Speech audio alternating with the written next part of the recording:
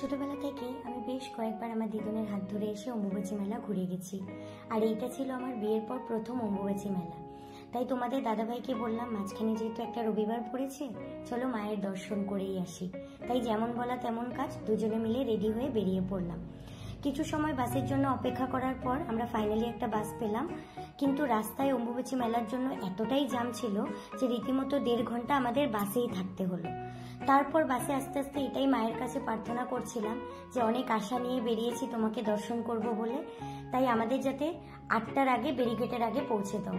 কারণ 8টার সময় মন্দিরের প্রাঙ্গণে ব্যারিকেড দিয়ে দেয়, তখন দর্শনার্থীদের খানিকটা সময় অপেক্ষা করতে হয়, কারণ বেশি মানুষ একই সাথে উপরে পৌঁছে গেলে প্রচুর ভিড় হয়ে যায়। তাই মা হয়তো ভক্তদের নিরাশ করতে চায়নি, তাই খুব সুন্দরভাবে আমরা 8টার আগেই পৌঁছে গেলাম মেন ব্যারিকেড ক্রস করে মায়ের মন্দিরের দর্শনে। কোটি কোটি দর্শনার্থীদের মধ্যে নিজেদেরকেও সামিল করে নিয়ে হাঁটা দিলাম মায়ের দর্শনের উদ্দেশ্যে।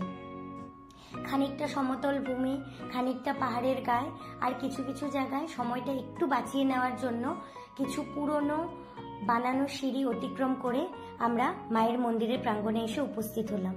কিন্তু বিশ্বাস করো, যেই মুহূর্তেই আমি মায়ের প্রাঙ্গণে এসে উপস্থিত হলাম আর মাকে প্রণাম করলাম, সব ক্লান্তি, পরিশ্রম, এত হাঁটা সবকিছুই যেন নিমিষের মধ্যে কোথায় যেন বিলীন হয়ে গেল, ঠিক বুঝতেই পারলাম না। আর ওখানে এত এত দর্শনার্থীদের আগমন দেখে সবার মায়ের প্রতি আস্থা, বিশ্বাস, ভরসা আর এই ভক্তি শ্রদ্ধা দেখে যেন মনে হলো এইটুকু পরিশ্রম কিছুই না। মানুষ তো হয়তো এর থেকে অনেক বেশি কষ্ট করে মায়ের দর্শন করার জন্য বহু দূর থেকে আসামে আসছে। তো সুন্দর স্নিগ্ধ চাঁদের আলোয় মায়ের দর্শন পেয়ে মনটা যেন জুড়িয়ে গেল। তারপর সৌভাগ্যকুণ্ডে গিয়ে স্নান্তির জল নিয়ে আমরা কীর্তন উপভোগ করলাম।